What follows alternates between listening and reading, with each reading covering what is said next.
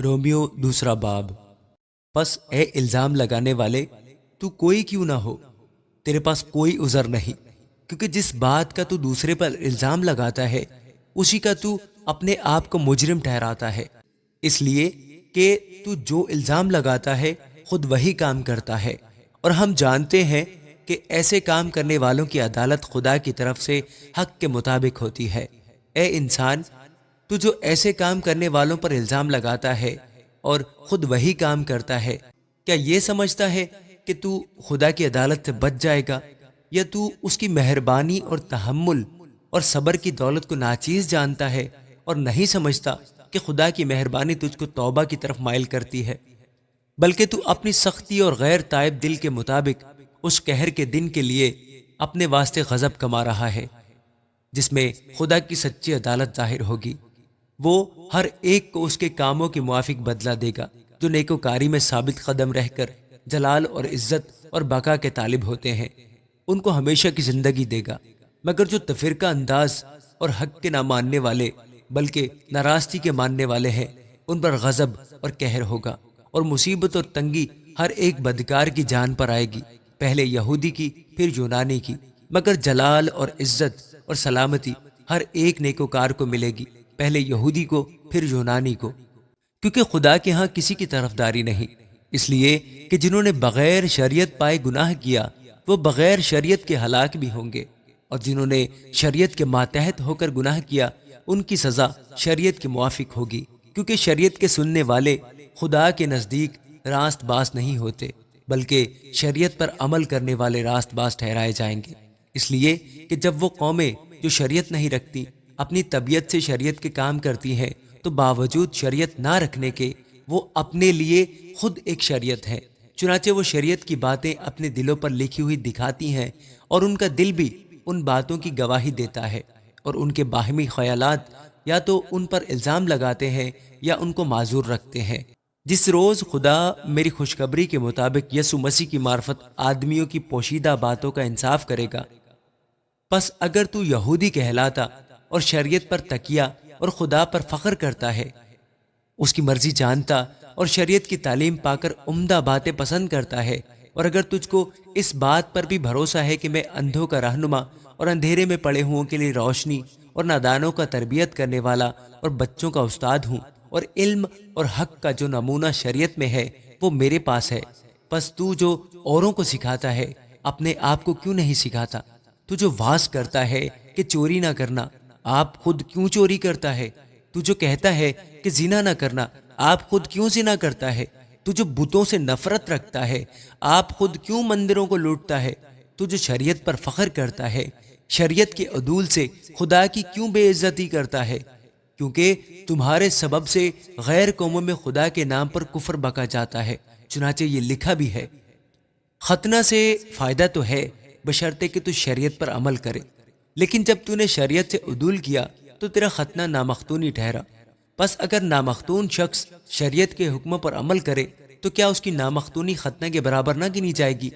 اور جو شخص قومیت کے سبب سے نامختون رہا، اگر وہ شریعت کو پورا کرے تو کیا تجھے جو باوجود کلام اور ختنہ کی شریعت سے عدول کرتا ہے قصوروار نہ ٹھہرائے گا؟ کیونکہ وہ یہودی نہیں جو ظاہر کا ہے، اور نہ وہ ختنہ ہے جو ظاہری اور جسمانی ہے، بلکہ یہودی وہی ہے جو باطن میں ہے، اور ختنہ وہی ہے جو دل کا اور روحانی ہے، نہ کہ لفظی۔ ایسی کی تعریف آدمیوں کی طرف سے نہیں بلکہ خدا کی طرف سے ہوتی ہے۔ آمین۔ رومیو تیسرا باب۔ پس یہودی کو کیا فوقیت ہے اور ختنہ سے کیا فائدہ؟ ہر طرح سے بہت، خاص کر یہ کہ خدا کا کلام ان کے سپرد ہوا۔ اگر بعض بے وفا نکلے تو کیا ہوا؟ کیا ان کی بے وفائی خدا کی وفاداری کو باطل کر سکتی ہے؟ ہرگز نہیں، بلکہ خدا سچا ٹھہرے اور ہر ایک آدمی جھوٹا، چنانچہ لکھا ہے کہ تو اپنی باتوں میں راست باز ٹھہرے اور اپنے مقدمہ میں فتح پائے۔ اگر ہماری ناراستی خدا کی راست بازی کی خوبی کو ظاہر کرتی ہے تو ہم کیا کہیں؟ کیا یہ کہ خدا بے انصاف ہے جو غضب نازل کرتا؟ میں یہ بات انسان کی طرح کہتا ہوں، ہرگز نہیں، ورنہ خدا کیوں کر دنیا کا انصاف کرے گا؟ اگر میرے جھوٹ کے سبب سے خدا کی سچائی اس کے جلال کے واسطے ظاہر ہوئی تو پھر کیوں گنہگار کی طرح مجھ پر حکم دیا جاتا ہے، اور ہم کیوں برائی نہ کریں تاکہ بھلائی پیدا ہو؟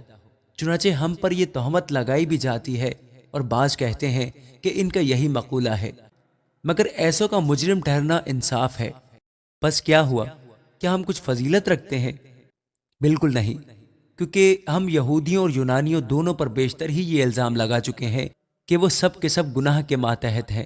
چنانچہ لکھا ہے کہ کوئی راست باز نہیں، ایک بھی نہیں، کوئی سمجھدار نہیں، کوئی خدا کا طالب نہیں، سب گمراہ ہیں، سب کے سب نکمے بن گئے، کوئی بھلائی کرنے والا نہیں، ایک بھی نہیں۔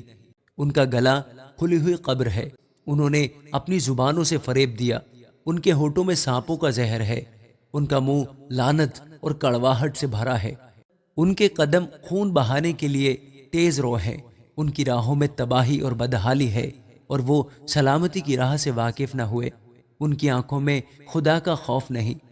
اب ہم جانتے ہیں کہ شریعت جو کچھ کہتی ہے ان سے کہتی ہے جو شریعت کے ماتحت ہیں، تاکہ ہر ایک کا منہ بند ہو جائے اور ساری دنیا خدا کے نزدیک سزا کے لائق ٹھہرے، کیونکہ شریعت کے اعمال سے کوئی بشر اس کے حضور راست باز نہیں ٹھہرے گا، اس لیے کہ شریعت کے وسیلہ سے تو گناہ کی پہچان ہوتی ہے، مگر اب شریعت کے بغیر خدا کی ایک راست بازی ظاہر ہوئی ہے جس کی گواہی شریعت اور نبیوں سے ہوتی ہے، یعنی خدا کی وہ راست بازی جو یسوع مسیح پر ایمان لانے سے سب ایمان لانے والوں کو حاصل ہوتی ہے، کیونکہ کچھ فرق نہیں، اس لیے کہ سب نے گناہ کیا اور خدا کے جلال سے محروم ہیں، مگر اس کے فضل کے سبب سے اس مخلصی کے وسیلہ سے جو مسیح یسوع میں ہے مفت راست باز ٹھہرائے جاتے ہیں۔ اسے خدا نے اس کے خون کے باعث ایک ایسا کفارہ ٹھہرایا جو ایمان لانے سے فائدہ مند ہو، تاکہ جو گناہ بیشتر ہو چکے تھے اور جن سے خدا نے تحمل کر کے طرح دی تھی ان کے بارے میں وہ اپنی راست بازی ظاہر کرے، بلکہ اسی وقت اس کی راست بازی ظاہر ہو تاکہ وہ خود بھی عادل رہے اور جو یسوع پر ایمان لائے اس کو بھی راست باز ٹھہرانے والا ہو۔ پس فخر کہاں رہا؟ اس کی گنجائش نہیں۔ کون سی شریعت کے سبب سے؟ کیا اعمال کی شریعت سے؟ نہیں، بلکہ ایمان کی شریعت سے۔ چنانچہ ہم یہ نتیجہ نکالتے ہیں کہ انسان شریعت کے اعمال کے بغیر ایمان کے سبب سے راست باز ٹھہرتا ہے۔ کیا خدا صرف یہودیوں ہی کا ہے، غیر قوموں کا نہیں؟ بے شک غیر قوموں کا بھی ہے، کیونکہ ایک ہی خدا ہے جو مختونوں کو بھی ایمان سے اور نامختونوں کو بھی ایمان ہی کے وسیلہ سے راست باز ٹھہرائے گا۔ بس کیا ہم شریعت کو ایمان سے باطل کرتے ہیں؟ ہرگز نہیں، بلکہ شریعت کو قائم رکھتے ہیں۔ آمین۔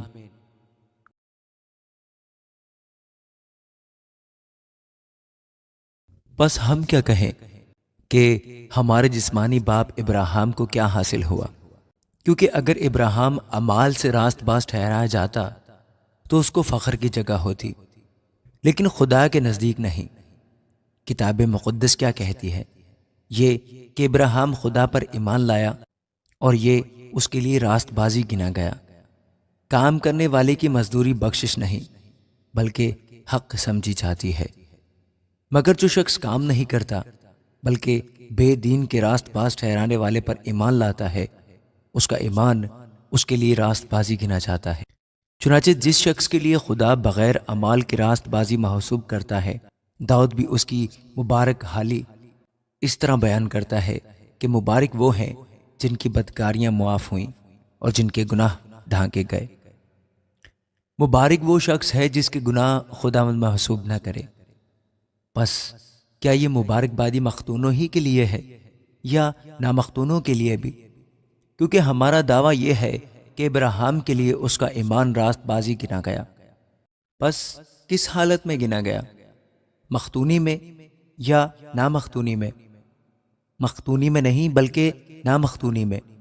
اور اس نے ختنہ کا نشان پایا کہ اس ایمان کی راست بازی پر مہر ہو جائے جو اسے نامختونی کی حالت میں حاصل تھا، تاکہ وہ ان سب کا باپ ٹھہرے جو باوجود نامختون ہونے کے ایمان لاتے ہیں، اور ان کے لیے بھی راست بازی محسوب کی جائے، اور ان مختونوں کا باپ ہو جو نہ صرف مختون ہیں بلکہ ہمارے باپ ابراہیم کے اس ایمان کی بھی پیروی کرتے ہیں جو اسے نامختونی کی حالت میں حاصل تھا۔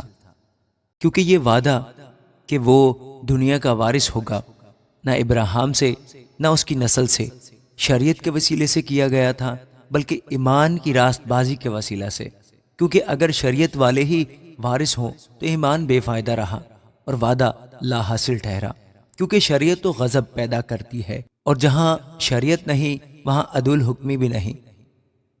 اسی واسطے وہ میراث ایمان سے ملتی ہے تاکہ فضل کے طور پر ہو، اور وہ وعدہ کل نسل کے لیے قائم رہے، نہ صرف اس نسل کے لیے جو شریعت والی ہے بلکہ اس کے لیے بھی جو ابراہیم کی مانند ایمان والی ہے۔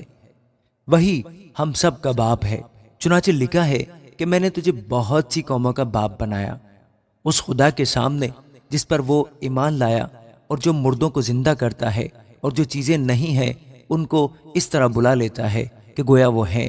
وہ نا امیدی کی حالت میں امید کے ساتھ ایمان لایا تاکہ اس قول کے مطابق کہ تیری نسل ایسی ہی ہوگی وہ بہت سی قوموں کا باپ ہو۔ اور وہ جو قریباً 100 برس کا تھا، باوجود اپنے مردہ سے بدن اور سارا کے رحم کی مردگی پر لحاظ کرنے کے ایمان میں ضعیف نہ ہوا، اور نہ بے ایمان ہو کر خدا کے وعدہ میں شک کیا، بلکہ ایمان میں مضبوط ہو کر خدا کی تمجید کی، اور اس کو کامل اعتقاد ہوا کہ جو کچھ اس نے وعدہ کیا ہے وہ اسے پورا کرنے پر بھی قادر ہے۔ اسی سبب سے یہ اس کے لیے راست بازی گنا گیا، اور یہ بات کہ ایمان اس کے لیے راست بازی گنا گیا نہ صرف اس لیے لکھی گئی بلکہ ہمارے لیے بھی جن کے لیے ایمان راست بازی گنا جائے گا، اس واسطے کہ ہم اس پر ایمان لائے ہیں جس نے ہمارے خداوند یسوع کو مردوں میں سے جلایا، وہ ہمارے گناہوں کے لیے حوالہ کر دیا گیا اور ہم کو راست باز ٹھہرانے کے لیے جلایا گیا۔ آمین۔